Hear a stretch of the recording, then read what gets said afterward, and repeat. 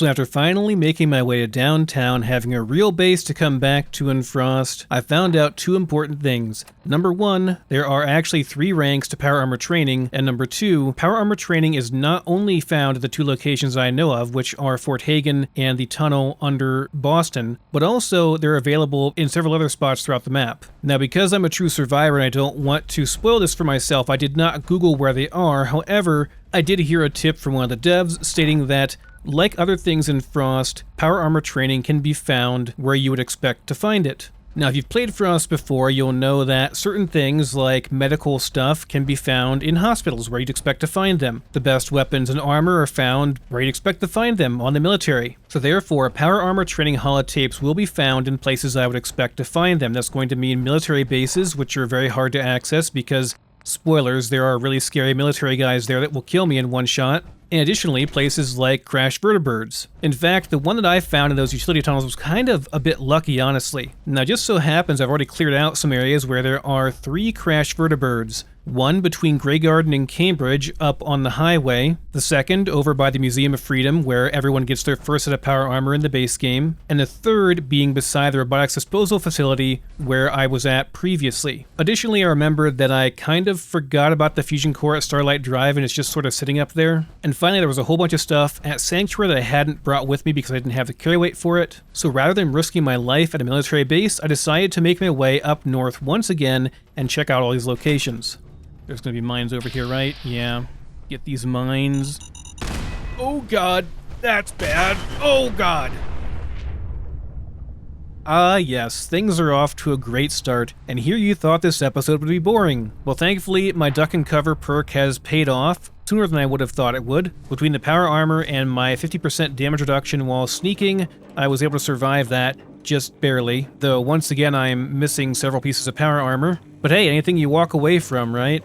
After my slight misstep, I found myself in Cambridge on the surface, and Cambridge is quite close to the location I want to visit first, which is the crashed vertibird up on the highway just to the east of Grey Garden. At the very least, even if I couldn't find power armor training here, maybe I could find some legs to replace my newly busted current ones. Unfortunately, my search here was fruitless as I could find neither a single piece of power armor on the frame here, nor any kind of training tapes, even though I searched exhaustively inside both the cockpit and the ground down below. My first location was a complete and utter bust, but I decided to stop on my way up towards Starlight Drive-In and check out this power armor cage that I couldn't get into previously because I didn't have enough ranks into Hacker. Yes. Thankfully, there was at least one leg on this that I could use, and I replaced my broken one with this leg. Since fusion cores weigh 10 pounds in Frost and carry weight is at a premium, and I wouldn't need the fusion core until I was making my journey back down, I decided to leave the one at Starlight Drive-In there for now until I got back, and instead made my way directly up to Concord. Once again, I jumped across from the church over onto the crashed vertibird, and inside I did find another rank of power armor training. With this rank of power armor training, I can now use any level of power armor. It doesn't matter what the damage resist on it is, I'll be able to use it. The only downside remaining now is that my accuracy is still greatly debuffed while in power armor. This also meant that I could finally use that very nice T-45F chest piece that I had found and left over in Sanctuary. Afterwards, I made my way back up to the robotics disposal facility once again, but again, despite my exhaustive search outside this crashed vertibird, I did not find any more power armor training. Since I was already here though and had quite good damage resist, I decided to go and take out the remaining raiders that were living below USAF Olivia. Fucking kill! What? Losing people! Come on, keep this shit! I've done this hundreds of times. Think you'll be It's unstoppable! You gotta fucking pay for that! What I'd really been hoping for here was the minigun that normally is on the named NPC Ok in the base game. However, Ok does not exist in Frost, so I did not find a minigun. However, I did find a very, very nice melee weapon, a serrated, electrified Chinese officer sword. This sword has double the base damage of my current weapon, along with a respectable amount of energy damage, and on top of that, it adds bleeding damage. Bleeding is really important with the melee weapon because targets often block your attacks, but if you make them bleed, they'll always take damage. Smack a target enough times with a bleeding weapon, and no matter what, they're going to die, even if they block every attack. After roasting some rad roaches and looting the lower room, getting the intel key, I was able to unlock the upper room, get all the good stuff up there, and make my way back outside. Since it was getting dark, I wanted to stop by Aberti Farm to sleep for the night, since that is the only good bed that you can sleep in this area. And since the most direct path there would take me past thicket excavations, I thought I would just stop by and see if Frost changes anything. Of course, Sally Mathis doesn't exist for another 200 years, but there's a random NPC here, just a survivor, and in the terminal we can find the ravings and rantings of a madman. These were quite hilarious. This terminal that normally has lore about Sally Mathis instead had lore about a madman who had lost his lucky rock at the bottom of thicket excavations. Additionally, it seems like Frost has sort of reused this quest to allow the survivor to once again drain thicket excavations just like you do in the base game, and assuming that you succeed, you ought to be able to find this lucky rock. I'm very curious to know what this rock is. Unfortunately, I didn't really want to go diving in here without a hazmat suit as it is quite irradiated, and jumping in with power armor also did not seem like a great idea. So for now I left it, but in the future I definitely want to come up here and see what is at the bottom of thicket excavations.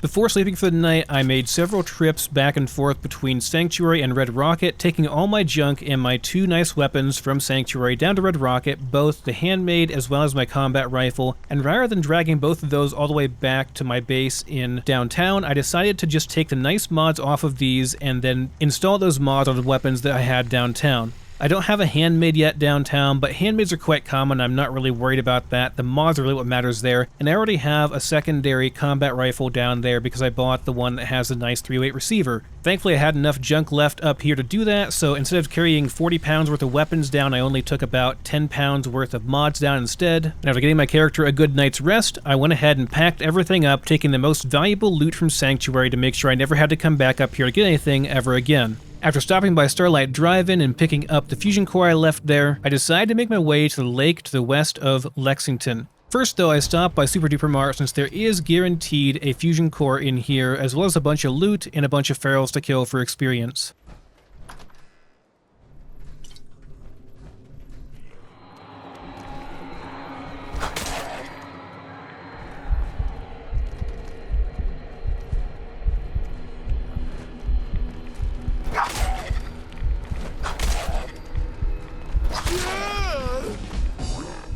Once again, there are just so many perks I want to take at this level, but after my near-death experience with the mine and the car earlier, I figured it was best to go ahead and take Duck and Cover Rank 2.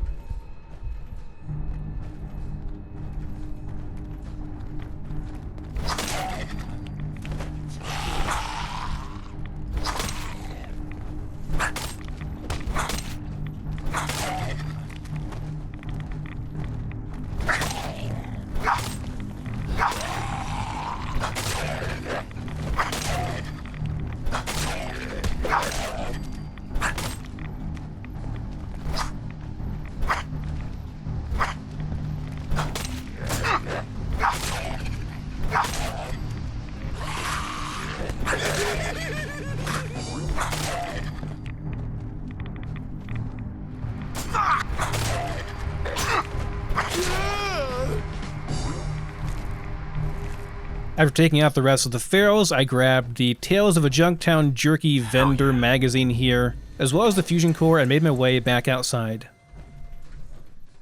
Once outside, I made my way to the northeast, skirting the northern edge of Lexington, and I came across two raiders with two very dangerous turrets holed up in a two-story building.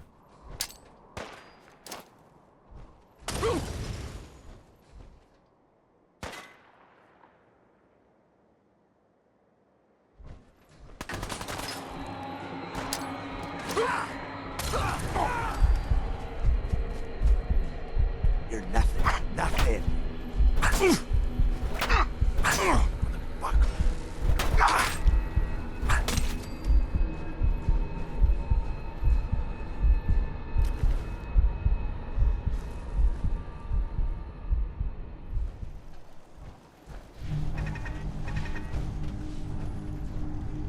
lock's really strong.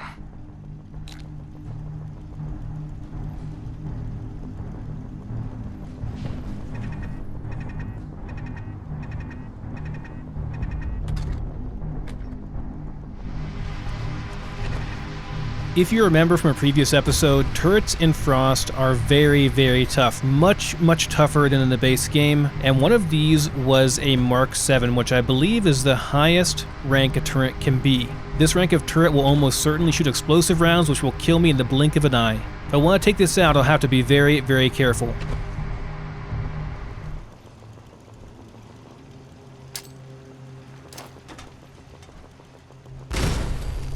That's the Mark 1 turret on the low ground taken care of, which was already weakened by some ferals that happened to be passing by and attacking it. Killing this will allow me to get in the lower level, which allows me to get an angle on the top turret.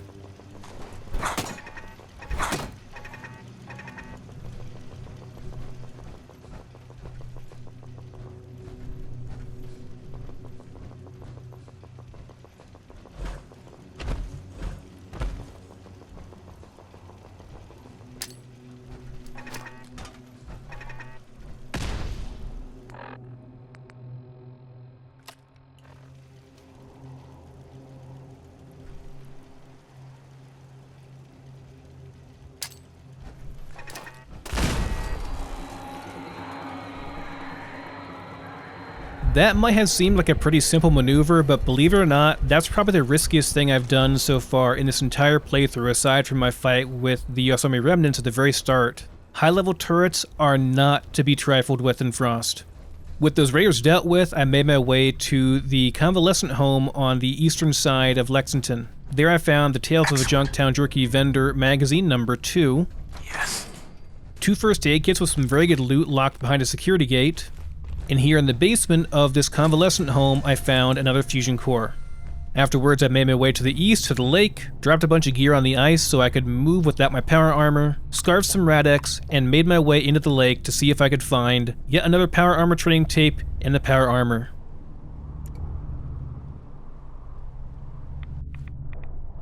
I did find some power armor down here, but sadly, no power armor training tape.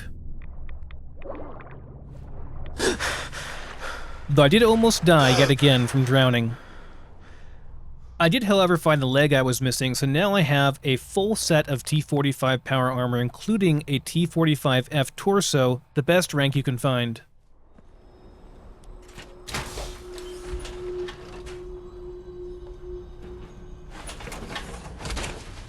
With that done, all of my goals were accomplished, and it was time to take all of my loot and head back home. I was up 2 fusion cores, with 1 at the base back in downtown, and my current core was at about 75%. Not bad at all. However, since it wouldn't take me very long to get into Cambridge and the tunnels and then back to downtown, I wanted to make use of the day, so I decided to poke around in Lexington a bit.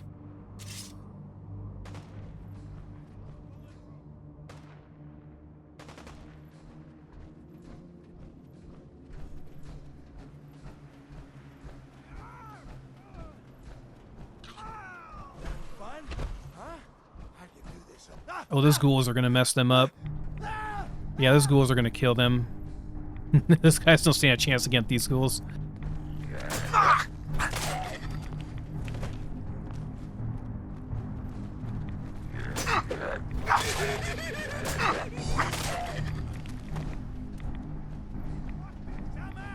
You guys got messed up, didn't you?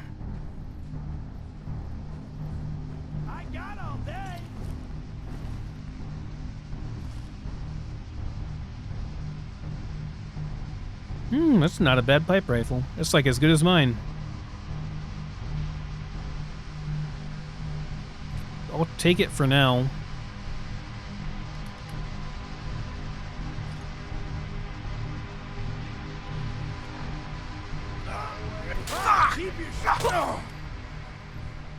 That was a very questionable block, I'm not gonna lie.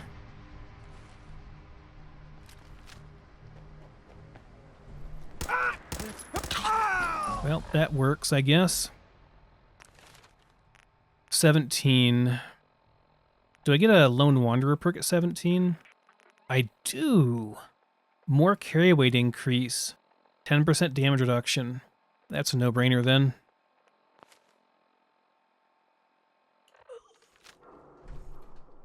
The dangerous part about this is that there's a guy with a mini nuke, Fat Man launcher over here. It's a really dangerous part about this area. Plus the mines over by that semi-truck. There's a master safe there, but we can't even get in there to begin with, so not gonna worry about that. Yeah, sure, we can go in the apartments real quick.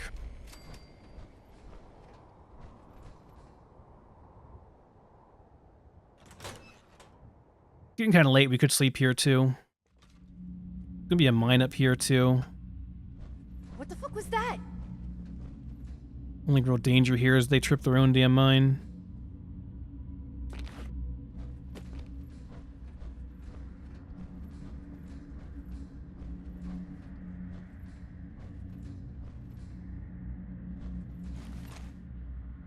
Have to like move this guy What do you think? I don't know. Jump into shadows.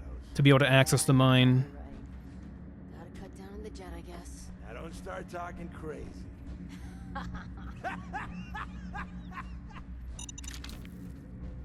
Plus a tripwire, which probably is for a grenade bouquet. Yeah, that's kind of nice. We get a free grenade.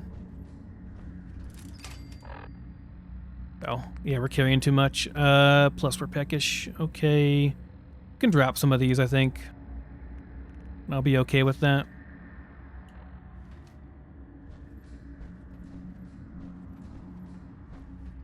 That should be everything.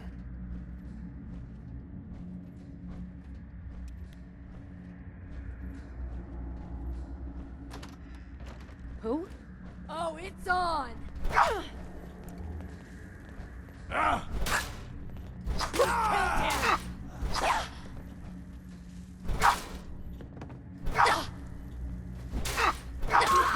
was hoping to just tank the hits and hit him, because that's about the only way to get the freaking...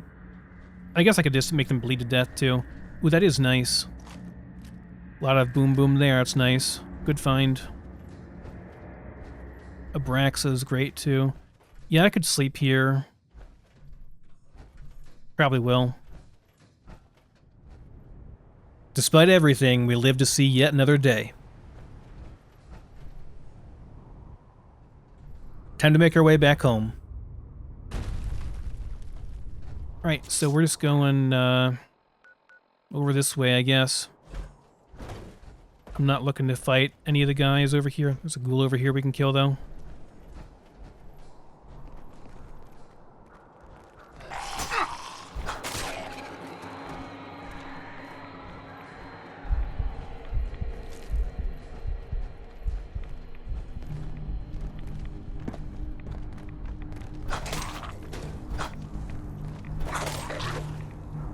That was a head hit and you still didn't die. Damn.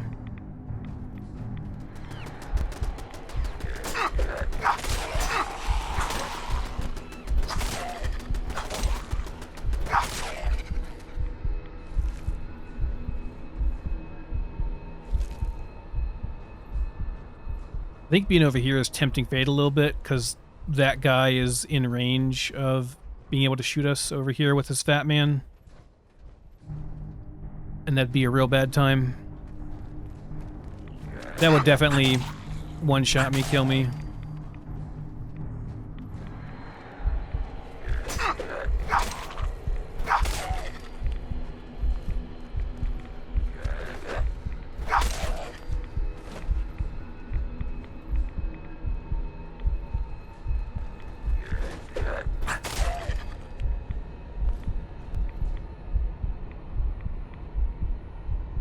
I see ghouls.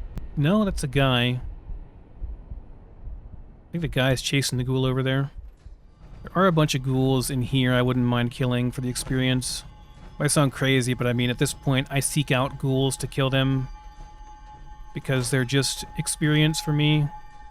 Yeah, in the parking garage, lower levels area, there's a bunch of ghouls. Should be a first aid kit back here too. Worth going in here for that.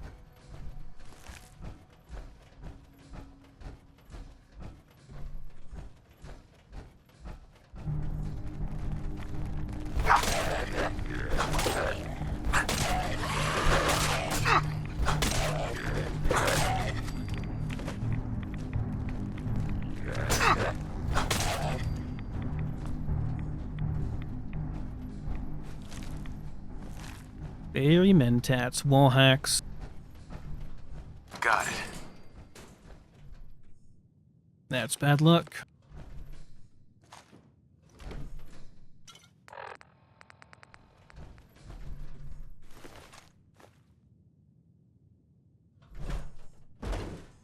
Bad luck on both.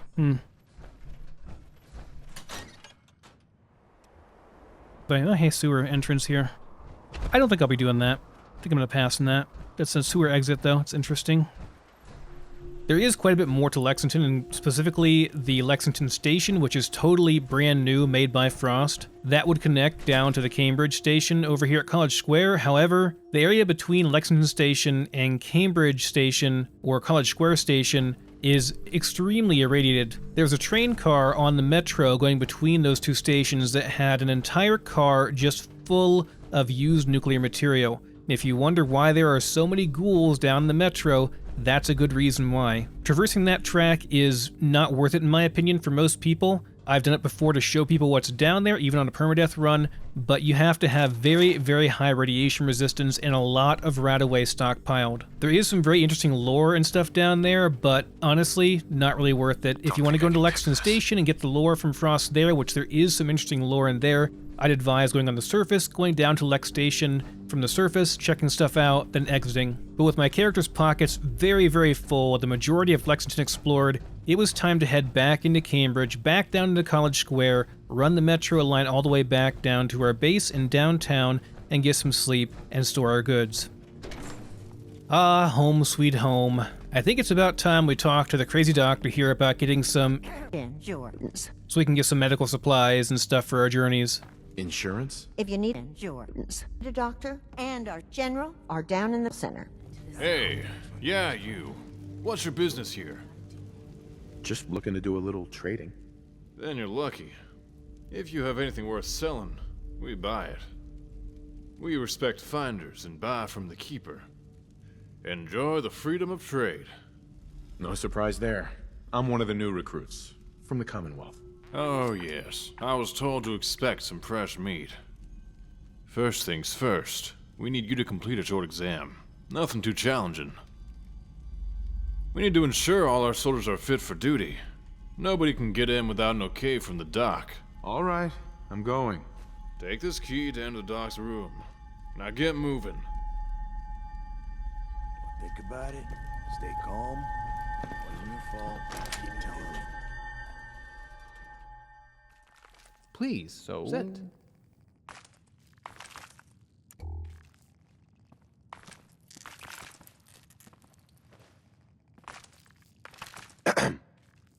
Don't worry. I've been informed that you are here to take a test. How are you feeling? Are you ready? I'm ready. Then let's get started. Your dog is sick. What are you gonna... Bad dog! Next question. Oh no, you're witnessing someone stealing your precious sugar bombs. Bad dog! What if I told you this place will be the rebirth of civilization? Would you believe it? Bad dog! You're ready to pull the trigger on your gun while aiming at your target. You notice he's not... Bad dog!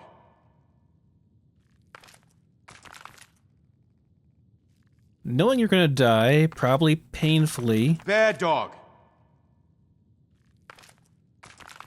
Okay, I guess consider yourself ready for adventure. Bad dog! Hey, Cap. Bad dog!